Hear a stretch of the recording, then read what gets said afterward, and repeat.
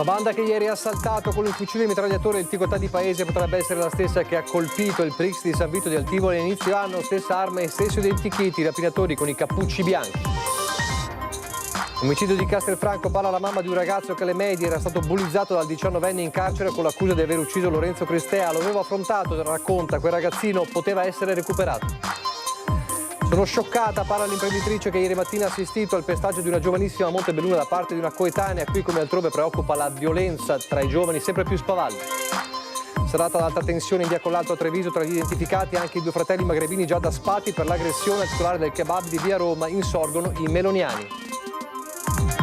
A Treviso, vigilia di DJ 10, la corsa promossa da Radio DJ in collaborazione con il comune. Migliaia oggi all'ex pattinodromo per ritirare il pettorale. La città vive un fine settimana da tutto esaurito. Gli esponenti civici veneti riuniti nella sede regionale della Lega 90 a Padovana per lanciare l'operazione Grandi Città in vista delle elezioni amministrative. Il costo della burocrazia sottrae 10 miliardi di euro all'anno alle piccole e medie imprese del Veneto, i dati dell'ultima indagine della CGIA di Mestre. A Cappella Maggiore i bimbi delle elementari dedicano il loro parco giochi a Sammi Basso, c'erano anche mamma Laura e papà Americo. Telespettatori di Antenna 3, buonasera e ben ritrovati. Il telegiornale di Treviso riparte dalla paura dei momenti di terrore vissuti ieri pomeriggio a Paese al Ticotà. Continua la caccia ai rapinatori che hanno fatto irruzione nel market e spunta un frame della fuga dei delinquenti. Erano incappucciati di bianco, forse la stessa banda che a inizio anno aveva colpito in altri market della Marca, compreso San Vito di Altivole. Vestiti di bianco con quella che sembra una sorta di tunica e a coprire il volto più con passamontagna un cappuccio che ricorda quello dei penitenti con due fessure per gli occhi. Chi ha visto i rapinatori all'opera fa riferimento agli indumenti utilizzati dal Ku Klux Klan. Anche per questo non sarà facile individuare i banditi che hanno fatto irruzione al Ticotà di Paese in pieno giorno, facendosi consegnare parte dell'incasso, circa 500 euro, puntando addosso alla commessa che si trovava alla cassa un'arma lunga, forse un fucile mitragliatore, difficile dire se giocattolo o meno. Nel negozio anche dei clienti e altre due commesse che stavano operando nei reparti sul retro. Questo il frame catturato da un telefonino mentre i delinquenti si davano la fuga a bordo della Ford Focus trovata poco dopo il colpo nelle vicinanze dell'hotel BHR. È qui che i carabinieri stanno acquisendo tutte le informazioni necessarie, comprese le immagini della videosorveglianza. Saranno utili anche gli occhi elettronici privati per capire la traiettoria di fuga ed eventuali passi falsi. La commessa, costretta a consegnare l'incasso, si trova a casa per qualche giorno di riposo. È abbastanza provata dall'accaduto, mentre dalle scorse ore all'interno del negozio si è potenziata la vigilanza. Per qualche giorno sarò qui, visto la situazione e quello che è successo, per dare un po' di conforto, un po' di sicurezza alle ragazze. Sono tutte ragazze molto giovani, sono rimaste abbastanza impaurite dalla situazione e quindi siamo qui per questo. Ora è il momento delle indagini. Una delle ipotesi investigative prevalenti è che a colpire sia stata la stessa banda che a metà aprile aveva rapinato il vicino INS, ma sullo sfondo ci sono anche le rapine avvenute tra fine 2024 e inizio anno, come quella al Prix di via Castellana a Treviso o al CRAI di San Vito di Altivole. Anche in quest'ultimo caso, ad esempio, i delinquenti erano vestiti di bianco con coprivolto chiari e avevano con sé un'arma lunga. Fuori dal Ticotà non si parla d'altro. Un cliente, Ivan da Zero Branco, ricorda la valenza del controllo di vicinato e l'importanza di condividere le informazioni con le forze dell'ordine. Con tutti i social che ci sono, WhatsApp, Facebook, Instagram, adesso è facile muovere un bel po' di gente se si ha l'intento di fare qualcosa di buono, insomma. Più controlli, questo è importante per la nostra sicurezza e tutto. E adesso l'omicidio di Castelfranco a Montebelluna. Parla la mamma di un ragazzo che alle medie era stato bullizzato da Badr Rouaji, il 19enne attualmente in carcere con l'accusa di aver ucciso Lorenzo Cristea. Lo avevo affrontato, davanti ai miei occhi c'era un ragazzino che poteva essere recuperato, non un assassino. Questa la sua testimonianza raccolta da Christian Arboit. Parliamo di qualche anno fa, mio figlio adesso ha 18 anni e sì, è stato uno shock perché ci si chiede sempre se magari solo invece che difendere mio figlio una parola in più per questo ragazzo, perché ragazzi in evidente stato di bisogno e di solitudine. Però poi uno pensa a proteggere il proprio e invece bisognerebbe pensare ad educare anche gli altri, aiutarci. Di fronte all'omicidio di Castelfranco, Francesca Donzelli ha riavvolto il nastro dei ricordi, tornando a quando suo figlio frequentava la prima media a Montebelluna ed era finito nel mirino di 2 bulli. Uno di loro era proprio Badr Rouaji, il 19enne oggi in carcere con l'accusa di aver ucciso all'esterno del Praia Loca il 20enne Lorenzo Cristea. La signora Francesca parla da mamma, ma anche da operatrice sociosanitaria nel mondo delle disabilità. All'epoca la donna sfidò a viso aperto i bulli del figlio, semplicemente parlando loro. Che io non potevo andare a lavorare e pensare a ogni mezzogiorno, a ogni una all'uscita da scuola che mio figlio tornasse a casa picchiato, strattonato. Quindi gli ho dato il mio numero di telefono. E gli ho detto: se avete problemi con mio figlio chiamate me, vi assicuro che tutto quello che io provvederò contro mio figlio non sarà quello che fate voi. Quindi se avete dei problemi parlate con me. Non hanno smesso di fare i bulli, hanno smesso di prendersela con mio figlio però. Il bullo di suo figlio era Badr? Sì. E lei lo aveva affrontato? Lo avevo affrontato e mi sono trovata davanti un ragazzino che con me non ha fatto il bullo, tutto sommato dispiaciuto per l'accaduto, che con me si è scusato. Poi è cresciuto, sono passati tanti anni, io non so cos'è, però io posso garantire che era un ragazzino. Un ragazzino come tanti, aggiunge Francesca, che non vuole trovare giustificazioni, soltanto spiegazioni. Quello sguardo, dopo la mattanza di Castelfranco, le è ritornato alla mente come un lampo, un tuffo indietro di 7-8 anni, con tutto il suo carico di sensazioni e domande. Io l'ho guardato occhi negli occhi e a quel tempo non era un assassino. Questo ragazzo poteva essere recuperato? Io sono sicura di sì, e allora magari non sarebbe diventato, non lo so, la migliore delle persone, però forse se si fosse potuto lavorare proprio su un discorso empatico. Questi ragazzi vivono, adesso senza voler condannare la musica trap o tutte le abitudini, però quando crescono in un'epoca dove essere empatici, dove prendere le difese dei più deboli ti fa diventare un povero sfigato, perché quello che conta è lo spaccio, fumarsi la canna, avere di fianco la beach. Bisogna insegnargli che essere delle brave persone non è da sfigati, perché forse non lo sanno. E sempre a Montebelluna parla anche Alessia Gallina, l'imprenditrice che ieri mattina ha assistito al pestaggio di una giovanissima in pieno centro da parte di una coetanea. Dice: sono rimasta scioccata, e qui come altrove preoccupa la violenza tra i giovani, altri episodi, anche l'aria di sfida dei ragazzi nei confronti delle forze dell'ordine. C'erano queste 2 ragazze sui 16 anni dove una ragazza appunto picchiava e l'altra rimaneva totalmente impassibile alla cosa. Una violenza cieca, una vera e propria furia. Così Alessia Gallina, imprenditrice a Montebelluna, ripercorre quanto successo di prima mattina in piazza Oberkochen. Sono le 8, le protagoniste sono 2 giovanissime, non più di 15-16 anni. Calci, pugni, dopo a un certo punto siamo riusciti comunque a dividere le ragazze. La ragazza che picchiava appunto si è addirittura messa a piangere, sono stati appunto poi chiamati i carabinieri, nel mentre però le ragazze si sono dileguate. Erano delle studentesse perché comunque avevano anche gli zaini, quindi l'orario era quello scolastico. Un episodio scioccante, lo definisce la giovane imprenditrice, che ha voluto condividere la storia perché dice la violenza giovanile è in aumento anche a Montebelluna. Purtroppo sì.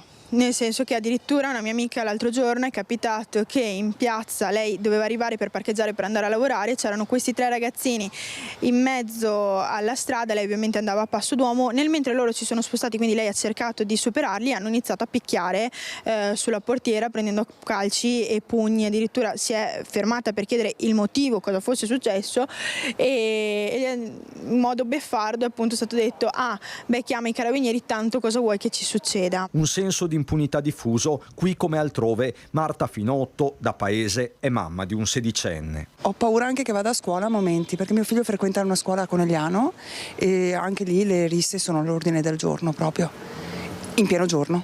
Quanti anni ha suo figlio? 16, quasi 16. Torna a casa, le dice? In stazione, piuttosto che anche nel corso che fa per andare a scuola. Comunque ha un continuo litigi, ma anche proprio come sentivo prima botte. È una cosa secondo me sconvolgente. Oramai i ragazzi d'oggi non hanno neanche più autocontrollo. Non so, cioè, per quanto noi genitori li controlliamo, alle spalle secondo me però non c'è neanche una giustizia forte, nel senso che non si dà la punizione adeguata. Interrogativi e dubbi profondi che attraversano intere generazioni. Io voglio bene ai giovani ma non mi fido, perché sai, insomma, sono una vecchietta, ho sempre paura che mi danno una bella spindarella. Li vede un po' cambiati questi? Sì, io non lo so, con questi coltelli, con questa cosa, io sono terrorizzata di questi ragazzi giovani che fanno queste cose qui. A Santa Lucia di Piave, ancora giovanissimi, un gruppo di ragazzini ha iniziato a prendere di mira l'area tra lo stadio comunale, il parco e le scuole, insultando altri coetanei e persino dei genitori, oltre che disturbato pesantemente il vicinato e imbrattato con scritte le colonne del Pala Castanet. L'ultimo episodio risale proprio a mercoledì pomeriggio, quando alcuni ragazzini hanno lanciato insulti ai parenti e creato disordine nell'area, costringendo molte famiglie ad allontanarsi. Appena saputo dell'episodio, il sindaco di Santa Lucia di Piave, che abbiamo visto nelle immagini, Fiorenzo Fantinelli, si è messo in contatto con il comandante della polizia locale e con le telecamere di sorveglianza che potrebbero aver registrato i volti dei responsabili. Sarebbero dei 14enni, indipendentemente dal fatto che i vandali siano minorenni o maggiorenni, dice il sindaco. Non ci sono scuse, l'appello che rivolgo a questi ragazzi è di farsi avanti spontaneamente e chiedere scusa, perché altrimenti in ogni caso li individueremo. L'unico modo per evitare conseguenze più gravi è quello appunto di farsi avanti, è l'appello del sindaco contro questi ragazzini che hanno creato scompiglio e anche imbrattato le colonne del Pala Castanet a Santa Lucia di Piave. E poi le serate ad alta tensione anche in centro a Treviso, ancora una volta in via Collalto. Tra gli identificati dell'ultimo episodio i due fratelli magrebini già da spati per l'aggressione al titolare del kebab di via Roma, lo ricorderete. Insorge allora Fratelli d'Italia che dice: cosa ci facevano ancora in città? Pronta la replica della questura.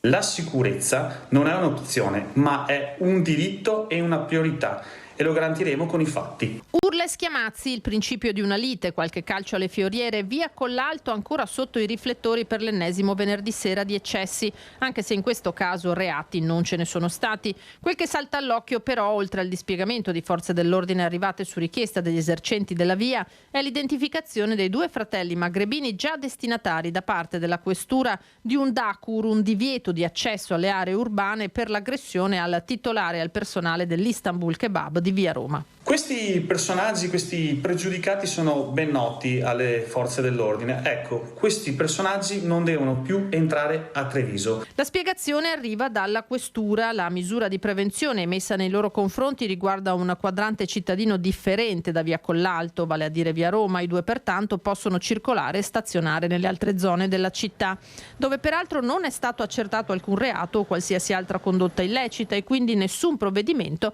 poteva essere assunto nei loro confronti.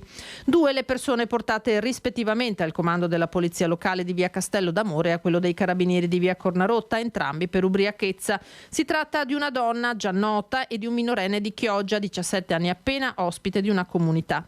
Malgrado l'indignazione per quello che è successo arrivi dai banchi della sua stessa maggioranza, per il sindaco Mario Conte il venerdì sera di via Collalto dimostra semmai che la città è presidiata. È evidente che gli episodi che hanno caratterizzato il passato nella nostra città hanno anche alzato il livello di attenzione da parte dei cittadini, però l'importante è che continuiamo a collaborare, le istituzioni qui ci sono e danno risposte anche immediate, perché anche quelle volte che ahimè qualcosa è successo devo dire che c'è stata una risposta tempestiva da parte delle forze dell'ordine, che ringrazio, però il ruolo importante ce l'hanno anche i cittadini e quindi se noi continuiamo in questa direzione anche coloro che vengono in città per assumere dei comportamenti sbagliati verranno automaticamente esclusi. Tema che in settimana andrà necessariamente riaffrontato. Martedì in prefettura è in programma la riunione del Comitato Sicurezza dedicato all'istituzione della prima zona rossa in città, proprio nel quadrante della stazione, con norme e strumenti più stringenti per contenere e sanzionare i comportamenti molesti o violenti. So per certo che qualche esercente ha richiesto di allargare la zona rossa anche in via Collalto. Chiederò al sindaco di farsi portavoce con prefetto e questura perché ciò avvenga. E intanto è una Treviso che attende la DJ Ten da una città da tutto esaurito. Ha ritirato il pettorale? Certo, sì. 4 pettorali per tutta la famiglia. Contento di tornare? Sì. Che aspettative hai? Che obiettivo hai? Vincere! DJ Village è l'ex patinodromo affollato fin dal mattino per il ritiro dei pettorali. I partecipanti alla DJ Ten riconoscibili in ogni angolo di città con la loro sacca rossa. Strutture ricettive quasi sold out, 98% dei posti letto occupati, bar e ristoranti attrezzati con platte attici e banconi esterni. Treviso vive uno dei fine settimana più turistici dell'anno. Io corro domani. L'hai già fatta? No, è la prima volta. Hai delle aspettative alte? Sì, dai, sì, spero di riuscire a correrla tutta. No, non ci tengo proprio a vincere, l'importante è partecipare. L'avevi già fatta? No, è la prima volta, porto tutta la famiglia. Quindi insomma una giornata di sport. Certo, di sport e di amicizia con tutti. Aspettative? Arrivare al traguardo. L'hai già fatta? Sì, l'anno scorso, bellissima, infatti quest'anno sono tornato apposta. Grazie. Complimenti per l'accoglienza, bellissima. Parola di milanese, ma da fuori regione di partecipanti ce ne sono parecchi, provenienti anche da molto lontano. Noi veniamo dalla Sicilia, da Siracusa. Per fare questa gara? Beh, più che altro per dire che noi ci siamo qui con gli ascoltatori di Radio DJ, insomma tutta la community. E come vi è sembrata l'accoglienza della città? Ottima, veramente, una città aperta e anche collaudata per questo tipo di evento, mi è sembrata molto già organizzata dalle prime battute. Confermo. Attenzione ai divieti di sosta, molti dei quali scattati già da oggi: Viale Nino Bixio, Viale Vittorio Veneto, Riviera Garibaldi, Borgo Mazzini, Piazza Matteotti e l'area tra Calmaggiore e Corso del Popolo. Blindato fino alle 12 di domani il percorso di gara, sia per la sosta che per la circolazione. Varchi di accesso al centro storico chiusi dalle 7 del mattino fino a cessate esigenze. Il tema più delicato, quello dei parcheggi. Ogni evento porta con sé anche dei disagi. In questo caso abbiamo sacrificato il patinodromo, che è solitamente utilizzato da coloro che vengono in città per lavorare. Lo terremo chiuso qualche giorno. Chiedo di avere un po' di pazienza e di capire anche la valenza di progetti e di eventi come questo per tutto il territorio e per tutta la città. L'appello che faccio è di vedere oltre i disagi e di capire la bontà che questi eventi portano alla città. Dalle 15 in poi la città dovrebbe ritornare alla normalità. Nel frattempo il sindaco invita a vivere la manifestazione con la giusta leggerezza. Godiamoci la festa. Allora chi deve correre a piedi li aspettiamo domani mattina in Viale Vittorio Veneto con le scarpe della ginnastica, ma anche a chi non piace correre lo invito a partecipare alla festa che comincia oggi pomeriggio e finirà domani sera. E intanto non si placa la polemica sul servizio del bus a chiamata a Treviso. Bus a chiamata nell'orario di morbida, ma anche la riorganizzazione del trasporto pubblico urbano ed extraurbano. A Treviso scoppia la polemica. Ad innescare lo scontro tra maggioranza e opposizione la richiesta da parte delle minoranze di convocare congiuntamente la seconda e la terza commissione consiliare per fare il punto della situazione del trasporto pubblico alla presenza del presidente di MOM Giacomo Colladonna. La richiesta, depositata da Antonella Tocchetto e Marco Zabai del PD, è datata 17 aprile e dopo un mese non ha ancora avuto alcuna risposta. Io ritengo che la MOM deve fare servizio pubblico. E che cosa vuol dire? Collegare fino a tarda sera tutti i quartieri. Se l'ultimo treno arriva alle 23 ci deve essere almeno il servizio pubblico di un autobus che gira per i quartieri.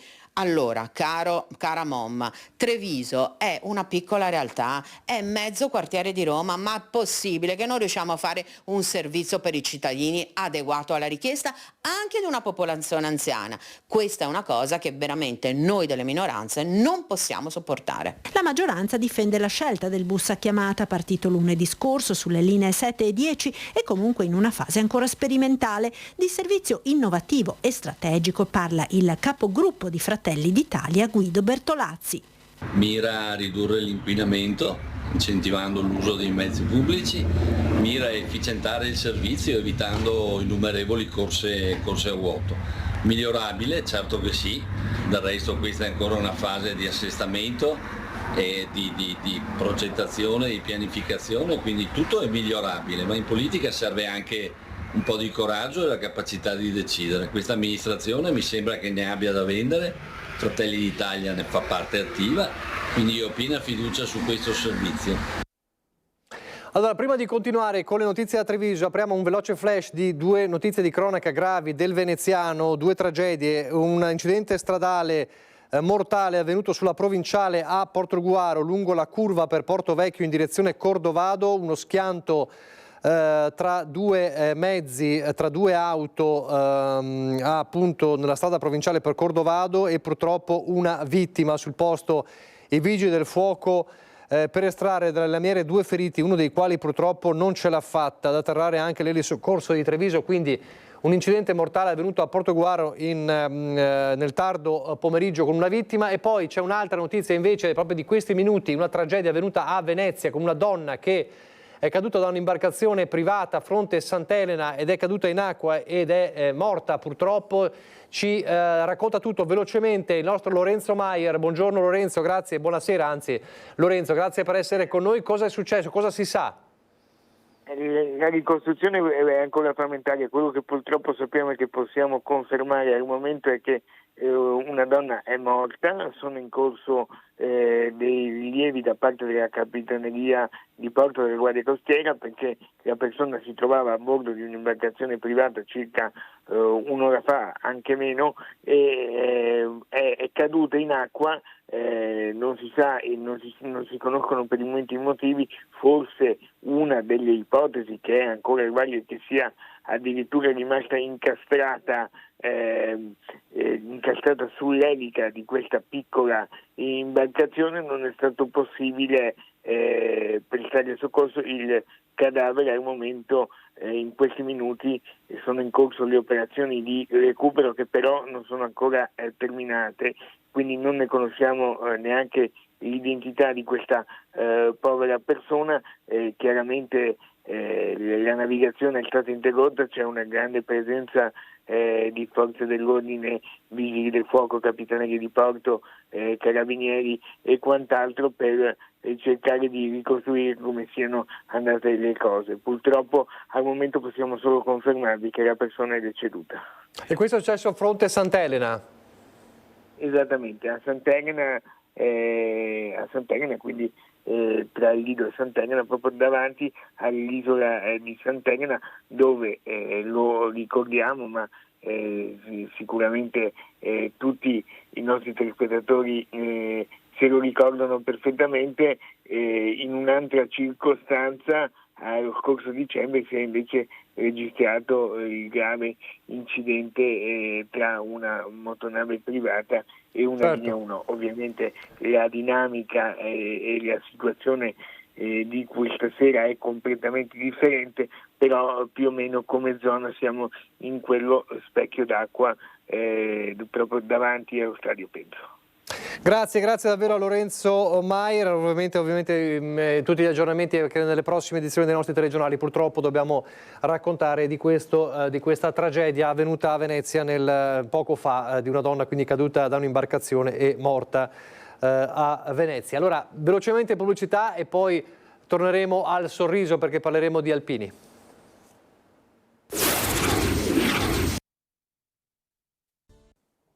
Di nuovo in diretta, ci stiamo avvicinando a piccoli passi, ma nemmeno troppo piccoli, al raduno triveneto, o meglio radunata triveneta di Conegliano degli Alpini. Il nostro Lucio Zanato è già pronto a raccontarci di questa marcia che inizia oggi con un evento particolare. Lucio, buonasera.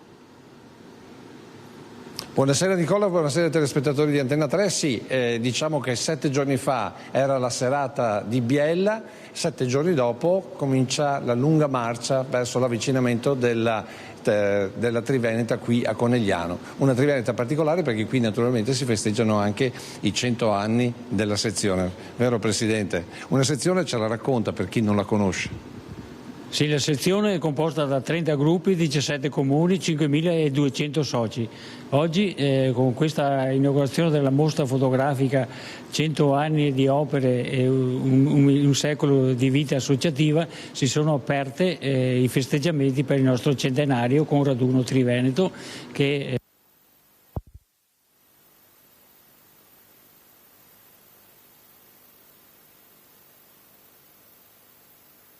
Stiamo vedendo le immagini e ha detto c'è molta emozione, e prima c'è l'emozione di chi cantava, pensate un po' voi, l'emozione del Presidente che diciamo sulle proprie spalle uno zaino, devo dire, non indifferente. Lucio.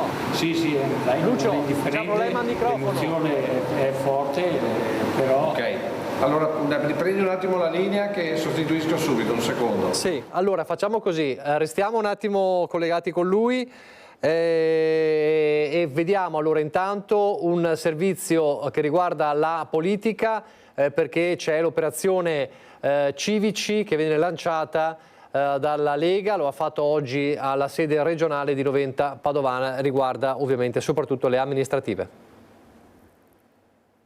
La priorità dei territori con la definizione di un programma comune sulla sicurezza urbana e sulle zone rosse. La Lega Veneta incontra i gruppi civici delle grandi città della regione per definire strategie condivise a livello locale in vista delle elezioni amministrative. Vogliamo essere i promotori di una rete di civiche capace di vincere le prossime elezioni amministrative nelle grandi città.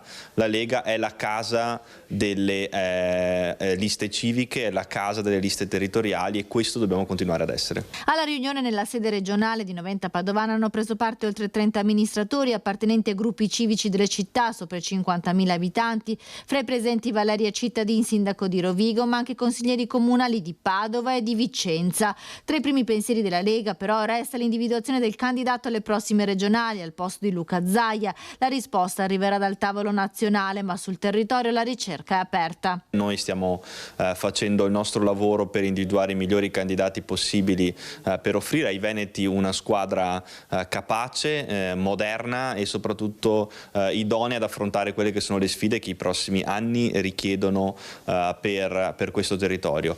Siamo assolutamente consapevoli che questo territorio ha tanto da dare e che le energie che stiamo forgiando nelle amministrazioni comunali siano le energie capaci di vincere le sfide che abbiamo davanti. Stefani resta tra i papabili, fresco di riconferma, vice segretario di Salvini. Il suo nome piace al partito e ha ricevuto i complimenti del ministro Giorgetti, a differenza invece di quello di Roberto Vannacci, il generale del mondo al contrario, anche lui nella squadra dei 4 vice segretari. La sua nomina all'interno della Lega ha creato delle frizioni tra i militanti, polemiche però smorzate da Stefani. Io credo che i veneti abbiano una grande responsabilità, ma soprattutto abbiano anche una grande capacità, quella di polemizzare poco e di lavorare tanto.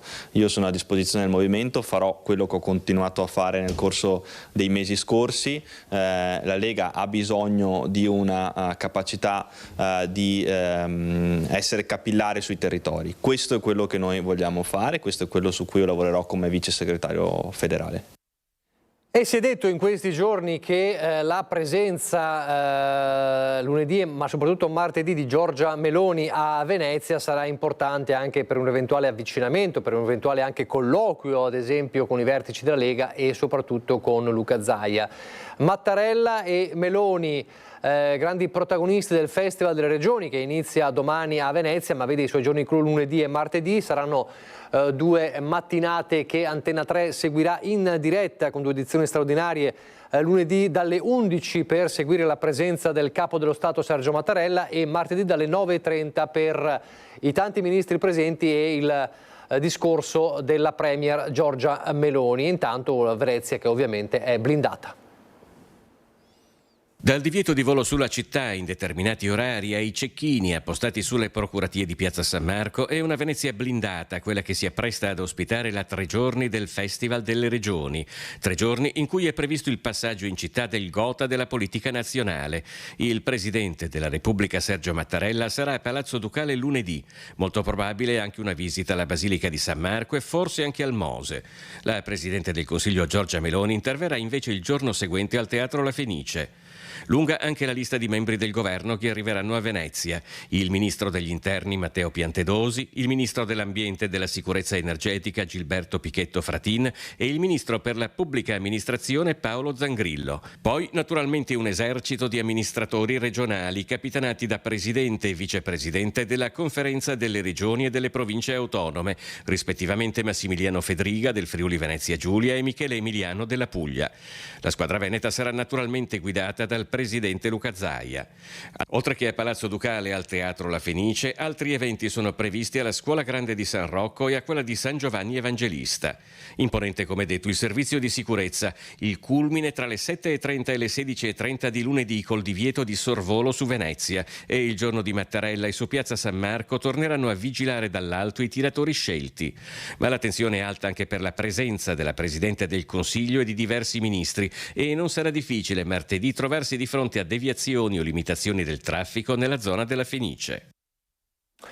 Tante le domande alla politica, tra queste anche quello di snellire la burocrazia. L'allarme è quello delle piccole e medie imprese, l'analisi è quella della CGA.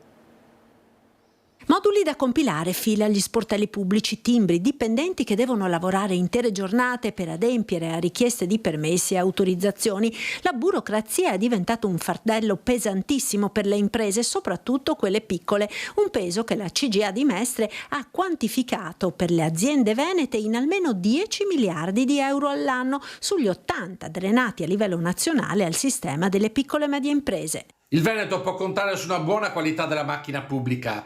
Certo, quando ci misuriamo con le regioni più avanzate d'Europa scontiamo dei ritardi importanti, soprattutto se consideriamo il livello molto basso di digitalizzazione dei nostri servizi pubblici.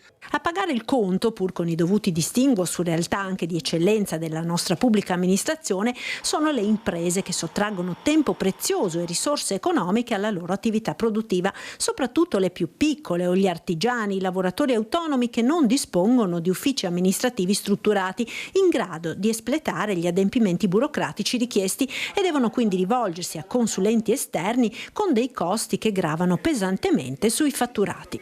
Quindi per rendere la macchina pubblica più efficiente e meno costosa nei confronti dei piccoli imprenditori bisogna in qualche modo aumentare notevolmente il livello di digitalizzazione della stessa, cosa che purtroppo fino adesso non è stata fatta. Bisogna sicuramente semplificare il quadro normativo, quindi raggruppare le leggi per i singoli settori in testi unici e soprattutto accelerare sul fronte del turnover, quindi assumere soprattutto giovani laureati in materie tecniche e scientifiche.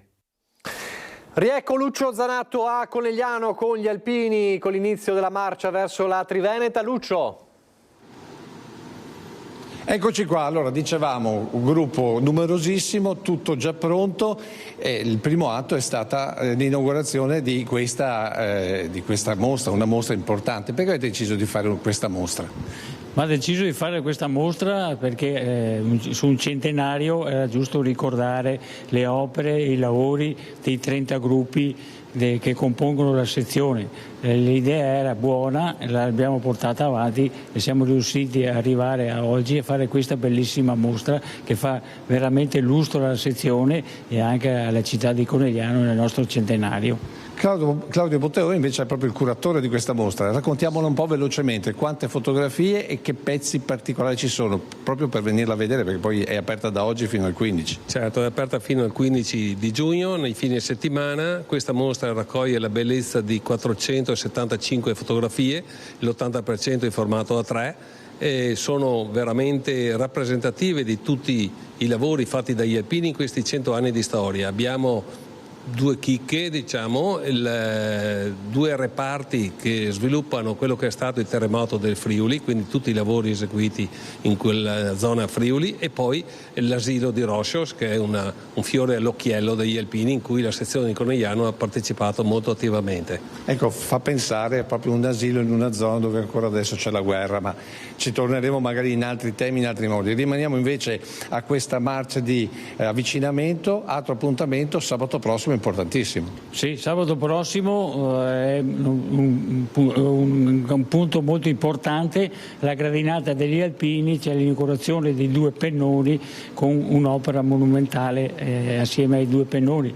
È stato pensato di lasciare un ricordo nel centenario della nostra fondazione alla città di Conegliano, come era stato fatto anche negli altri anni precedenti, al 90esimo e all'80esimo, 100 anni Alpini. La gradinata degli Alpini per me è il monumento della città, è un ricordo a noi alpini, all'associazione, meglio di così non si poteva essere. L'abbiamo subito messo in cantiere, siamo riusciti a portarlo a termine grazie ai sponsor, soprattutto all'Istituto di Credito Banca Prealpi San Biagio, che ci ha dato una grossa mano. Ha lavorato con noi come fosse un alpino e veramente ci ha portato, non solo lei, anche tutti quelli che insieme a lei hanno lavorato perché sabato prossimo potessimo inaugurare questo monumento. Ecco, sabato prossimo quindi racconteremo questo ennesimo passaggio, poi c'è un altro sabato che è il sabato 7 giugno alle 6 del mattino, ci sarà un concerto importantissimo alla Pieve di San Pietro di Feletto, ma ve lo racconteremo seguendo passo dopo passo questa marcia di avvicinamento, perché noi seguiremo, come seguiamo sempre gli alpini, questo grande evento, perché bisogna dire 100 anni non capitano sempre, quindi 100 anni e Triveneta insieme è una bella iniziativa, un bel momento che Antena 3, ma tutto il gruppo Media Nord-Est seguirà. E poi, proprio per dirvi che qui gli alpini non sono, come dire, non lasciano il fardello indietro, vi faccio vedere che è già tutto pronto. Questa qui è già la cartina con tutto lo sfilamento del 15, quando proprio ci sarà il passaggio proprio del terzo raggruppamento, quindi Trentino, Friuli e naturalmente Veneto. Insomma, un periodo questo da oggi fino al 15 giugno che seguiremo passo dopo passo, come sempre, insieme alle Penne Nere. A te. Zanato, e noi da Conegliano andiamo ad Anzano di Cappella Maggiore, dove i bimbi dell'elementare hanno voluto dedicare il loro parco giochi a Sammy Basso.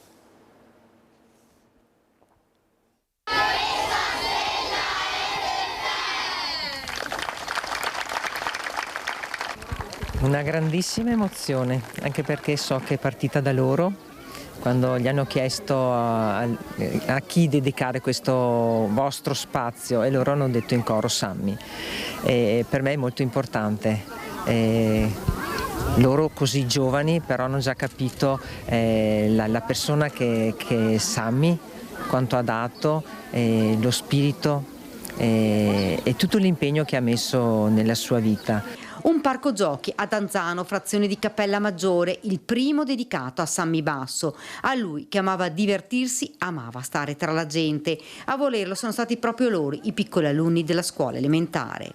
Non cambierei una virgola della mia vita, e so anche perché ho avuto la forza di prenderla per quella che è e renderla unica. Se i potenti della terra capissero cosa significa lottare per la vita, credo non avrebbero il coraggio di fare la guerra. Sono i bambini a leggere le frasi che Sammy Basso amava ripetere, quei messaggi che voleva arrivassero al cuore, e così è stato, perché sono e rimarranno impressi in maniera indelebile. È un po' come risentire Sammy che le dice, perché erano le sue frasi e lui ci credeva moltissimo, quindi un'emozione fortissima e veramente commovente. Sono stati bravi soprattutto per scegliere le frasi anche giuste. Poi i bambini hanno piantato un albero, perché questo parco sarà uno spazio non solo per il divertimento, ma anche di riflessione. La cosa più bella è che questa intitolazione del parco giochi a Sammy è proprio stata decisa dai bambini, che hanno colto il valore di Sammy, che l'hanno fatto proprio e hanno deciso di renderlo permanente, con un segno che poi sarà sotto gli occhi di ognuno di noi ogni volta che verremo qui in questo parco. Presente anche il sindaco di Tezze sul Brenta, dove Sammy viveva. Sono stato felicissimo, ho accolto l'invito del sindaco di essere presente oggi con una giornata splendida e dei ragazzi meravigliosi che hanno recitato una delle espressioni di Sammy che sono veramente toccano il cuore. Abbiamo preparato per voi anche queste spillette che raffigurano il volto sorridente di Sammy. L'emozione della mamma e del papà di Sammy. Anche questo è un altro segno che sta vivendo ancora tantissimo in mezzo a noi, sta dando tantissimo ancora. Adesso parliamo di Luce a quattro zampe, un evento presentato all'Hotel Villa Soligo di Fara di Soligo oggi ed è in programma per la sera di sabato 31 maggio e prevede una cena di gala solidale con momenti di testimonianza da parte di persone non vedenti accompagnate dai loro cani guida. Sarà un'occasione per vivere e comprendere da vicino l'importanza dell'inclusione e dell'autonomia attraverso la forza di un legame speciale. Obiettivo di questa iniziativa è quella di raccogliere fondi per l'acquisto di un cane guida destinato a persone non vedenti e nasce dallo spirito solidale e cavalleresco dell'Ordine di Malta con il supporto di numerose realtà imprenditoriali del territorio. Questo evento il 31 maggio a Fara di Soligo.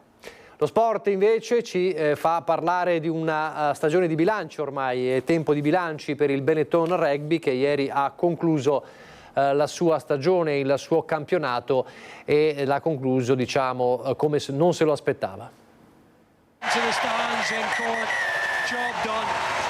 Final score, Munster 30, Benetton 21.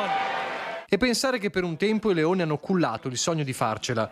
Quel 10-14 per i biancoverdi al Media Park di Cork raccontava di un Benetton ancora nel pieno percorso verso i play-off.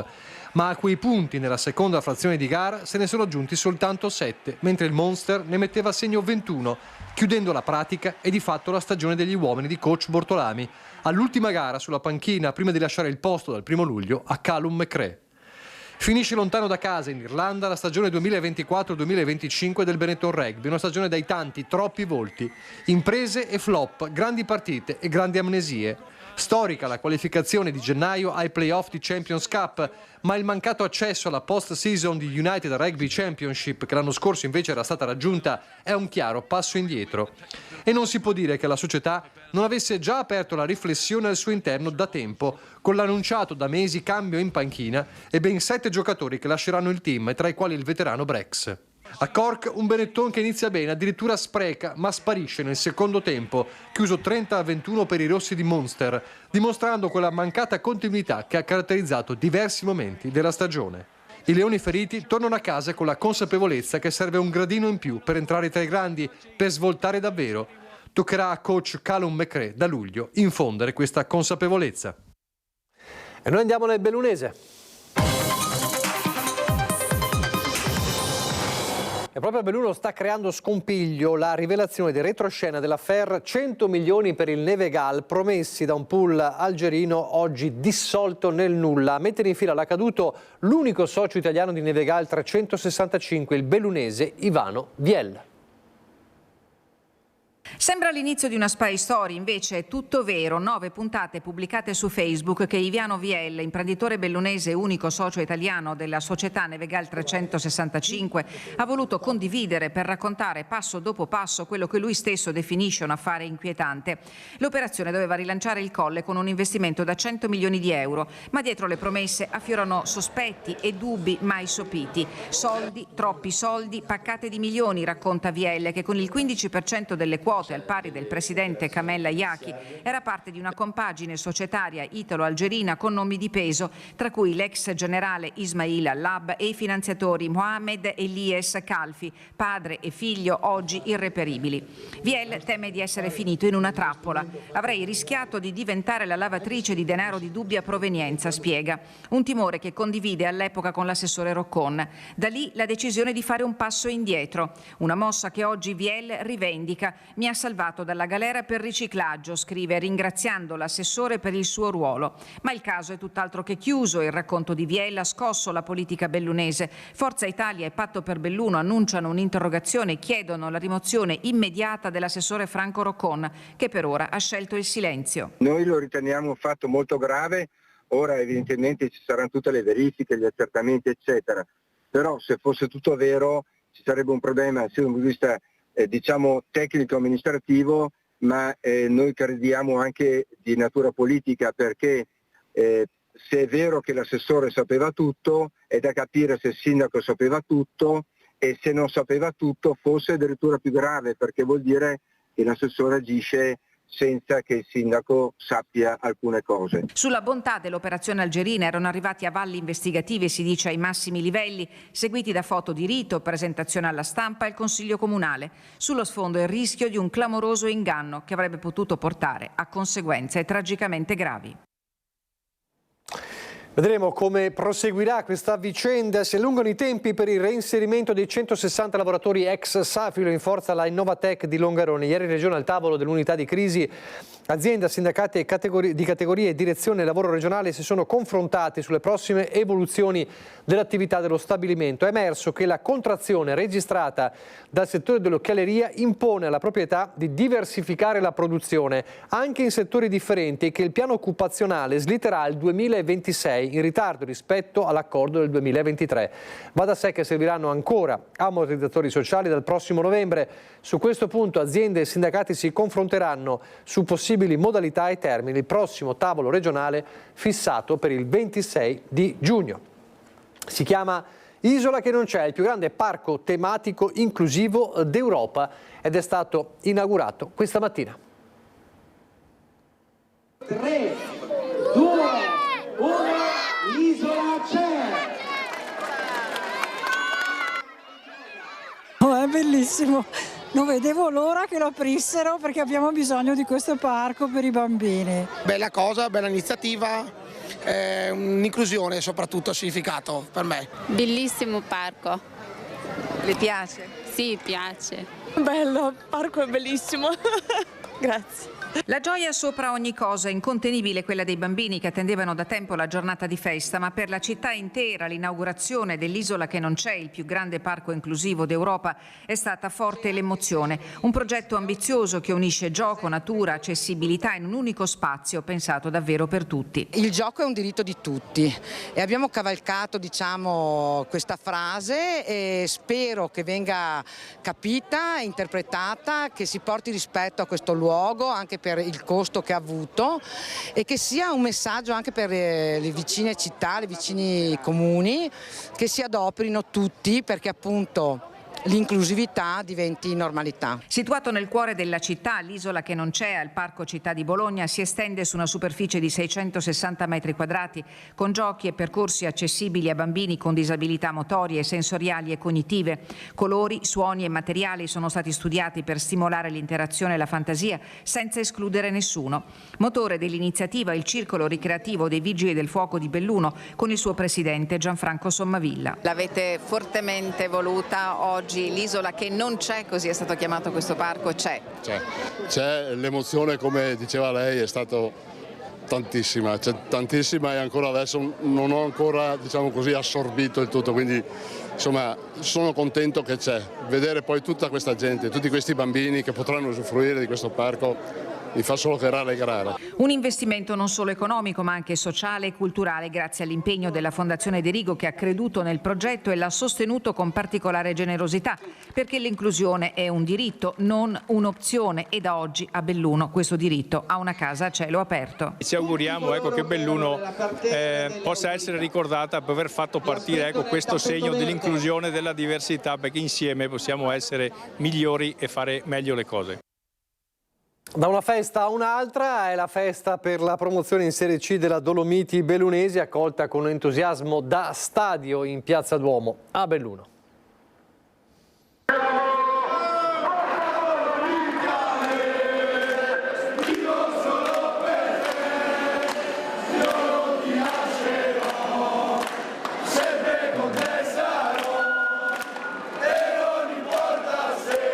Una gioia incredibile e la sto vivendo ancora adesso, non riesco a rendermi conto. Una serata che resterà nella storia del calcio bellunese. In Piazza Duomo si è bissato l'entusiasmo per festeggiare un sogno divenuto realtà. Doppia promozione in Serie C per la Dolomiti Bellunesi, maschile e femminile. Un traguardo impensabile, inseguito con determinazione, costruito partita dopo partita e celebrato con tutta la provincia.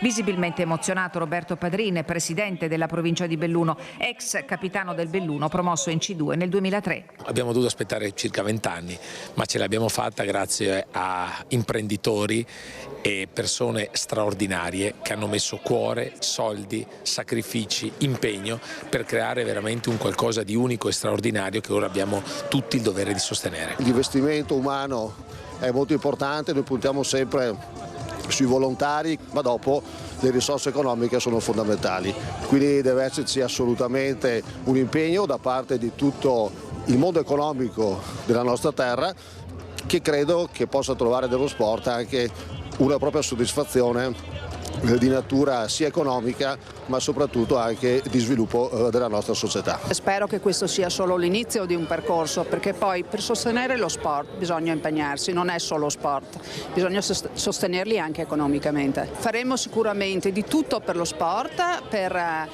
il calcio sicuramente, ma anche per il resto, nulla verrà trascurato. E dunque una promozione che parla anche di economia, di sviluppo e di attrattività. Da oggi Dolomiti Bellunesi entra nella storia e la piazza ha detto che il meglio deve ancora venire. All'inizio gli avevo detto le 3 S, squadra, sacrificio e silenzio, e l'hanno fatto alla lettera. Hanno giocato da squadra, si sono sacrificati tutto l'anno in allenamento, hanno fatto silenzio perché hanno fatto parlare il campo. E la quarta S era il sogno che avevamo nel cassetto di arrivare in Serie C e l'abbiamo raggiunto, e quindi è una cosa bellissima. Complimenti agli atleti e alle atleti della Dolomiti Bellunesi. Si chiude qui il nostro telegiornale, vi lascio il meteo, grazie per averci seguito, arrivederci.